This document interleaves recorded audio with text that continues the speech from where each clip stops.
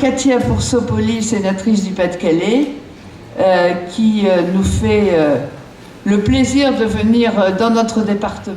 Passer la parole à Cathy, parce que je pense que c'est intéressant, et c'était un peu l'idée de ce débat dont on parle depuis septembre, de voir, au-delà de l'importance du mouvement de protestation contre la réforme des retraites, quelle proposition du Parti communiste et quel débouché politique pour amplifier l'immense mécontentement. Surtout que ça fait maintenant 2 mois que le mouvement social dure et que celui-ci fait la démonstration que la résistance des travailleurs n'a pas été entamée par la méthode Macron.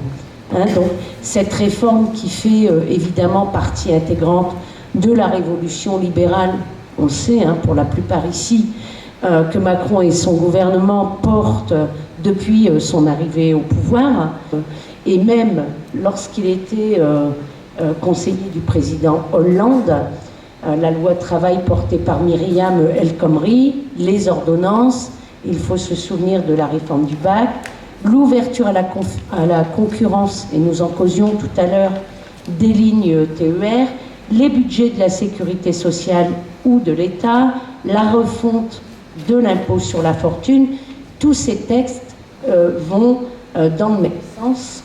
C'est toujours appauvrir ceux qui travaillent, les précaires, les chômeurs, les retraités, tout en épargnant, et on le voit bien depuis le début, les grandes fortunes. Pour rappel, le système des retraites, donc tel qu'il a été mis en place à la Libération par les communistes, est relativement simple. On parle de régime à prestations définies. Donc chacun cotise toute sa carrière pour toucher à la fin une part de son ancien revenu connu d'avance et fixe. Parce que vous verrez qu'aujourd'hui, malheureusement, ce ne sera plus le cas. Ce sont donc les cotisations qui s'adaptent pour assurer l'équilibre du système. Chaque cotisant finance donc directement la retraite des anciens travailleurs, comme il finance le chômage des privés d'emploi ou l'éducation de ceux qui en ont. C'est la durée de cotisation qui est passée de, il faut se souvenir, 37,5 annuités à 42.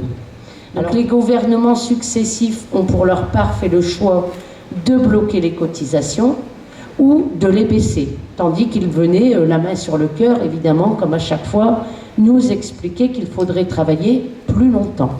Ils ont également changé les règles en cours de route, durcissement des règles sur les pensions de réversion, la CSG sur les retraites, le gel du niveau général des retraites. Mais la productivité, la croissance, même faible, n'a jamais cessé. Notre pays n'a jamais été aussi riche qu'aujourd'hui, mais ses richesses n'ont jamais été aussi mal réparties. Le système par points, qui a été mis donc en place en Suède, eh bien les retraités, il faut savoir qu'ils ont perdu 10% de leur pension en 4 ans. Ce que nous avons arraché évidemment au patronat à la Libération, on le voit bien tous les jours, ils sont évidemment en train d'essayer de nous le reprendre. Et il ne s'agit pas seulement que de nos retraites, mais également de tout le système de solidarité. Avec le nouveau système proposé à cotisation définie, donc ce qu'il nous propose, ce n'est plus la cotisation qui évolue pour assurer une prestation de retraite définie, mais la retraite qui évoluera dans son montant en fonction d'aléas extérieurs et de choix budgétaires, sachant que tout le monde aura cotisé la même somme. Puisque un point, je vous rappelle, 1 euro.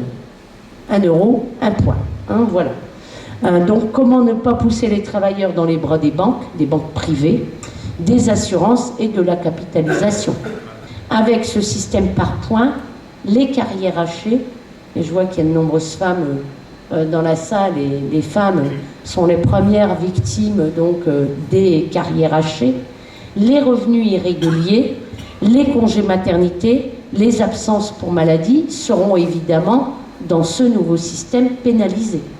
Et votre retraite à 62 ans, vous avez 10% de décote, à 63, 5%, Et ensuite, car depuis maintenant 2 mois, c'est un véritable bras de fer quand même qui est engagé entre les syndicats et le gouvernement auquel on assiste, soutenu, il faut bien quand même se rappeler que ce mouvement est toujours soutenu par une majorité de Français.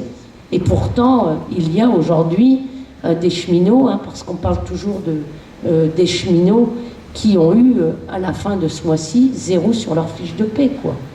Alors une fois encore, dans cette lutte autour des retraites, c'est tout un pan de la lutte entre travailleurs et puis les capitalistes, ce qui se joue, je vous le disais, avec les fonds de pension.